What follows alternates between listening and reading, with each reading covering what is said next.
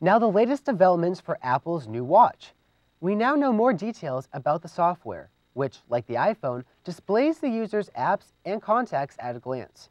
The watch measures heartbeat, and it even allows you to signal other watch users by just tapping the screen. But consumers are asking if the product is worth the price.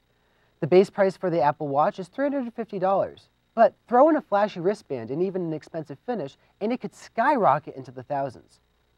Junior Morgan Baker said, "I think that it could be cool to have a watch that has new capabilities, but if it's the same thing as the iPhone, then I don't think it'd be necessary."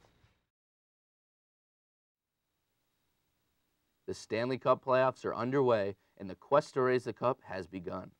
The New York Rangers defeated the Penguins 4-1, getting overtime goals from Kevin Hayes and Carl Hagelin. Despite goalie troubles, the Chicago Blackhawks got the upper hand on the Nashville Predators and won that series 4-2. The Minnesota Wild upset the 1-seeded St. Louis Blues 4-2, and the Anaheim Ducks swept the Winnipeg Jets 4-0.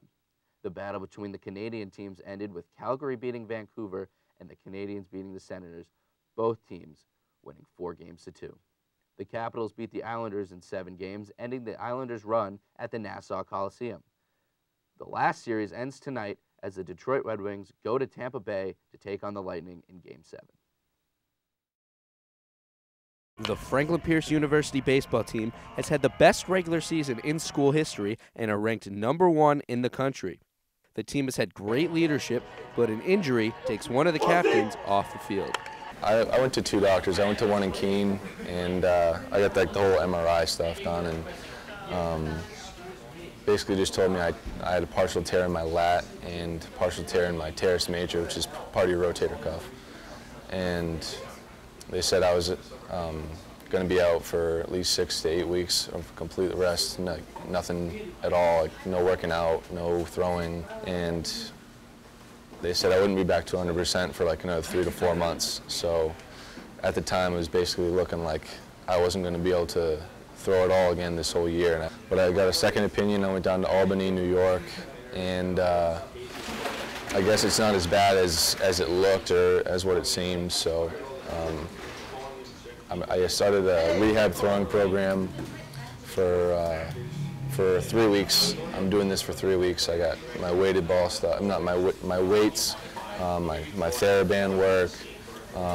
The doctor told me he wants me to start long tossing just to gain all my strength back, so then I can get off a mound in 3 weeks and see how it feels and hopefully come back. I wanted to get a second opinion from the start, but when I kind of heard like the whole 3 to 4 months, like you're not going to be back till like the end of summer, just even to start to throw a ball.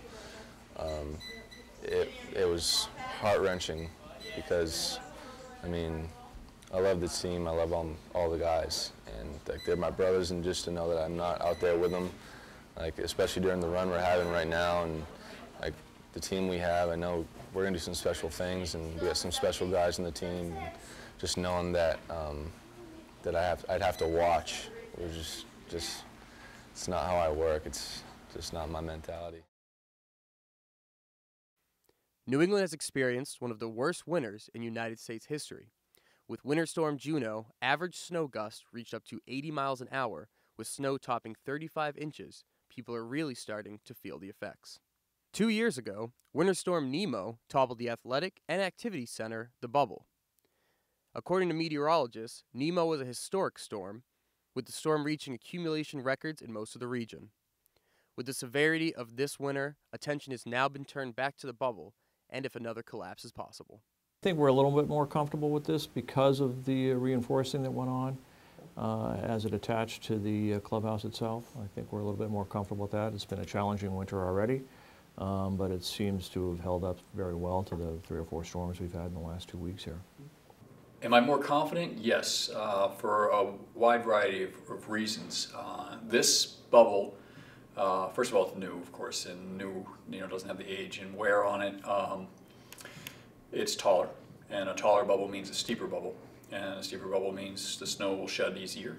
And we've made some other changes. We've changed out our snow crew who does the maintenance around the building, and we've been very on top of them to make sure that they are following our instructions very clearly as to how we want things done. and that's resulted in no issues this year. While Franklin Pierce is taking precautions to stop another collapse, the collapse 2 years ago took a substantial planning and construction process to rebuild the facility. At an estimated cost of over $2 million, we spoke to the Director of Purchasing and Franklin Pierce to gain insight into the process. Yeah, once the bubble went down, we had a meeting with probably about 4 or 5 people that got together, and we put a task group together to see what we were going to need to purchase, how quickly we could purchase it, what the issues were with the bubble, did it have to be replaced. The collapse affected hundreds of students on campus who count on the bubble every single day. It was pretty tough, right in the middle of a busy season with community members and athletic teams coming in, so we had to adjust to that. Teams had to find other places to go and play, and we actually lost a lot of money because of it, and because community members couldn't actually fulfill their memberships.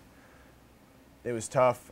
We didn't actually have a place to work, so we would just use the clubhouse upstairs, and if people still wanted to use that, they could, but another part of working here was having to come here and shovel off the snow so that they could try and save as much as they could, but there wasn't much to be salvaged. Since I couldn't work out in the bubble, I had to do like ab stuff in my room. I did some insanity, and I know like a couple of people ran outside even though it was like really cold out, so it was not okay for them. With this winter already well underway, we were able to learn more on the preventive methods used to stop a future collapse.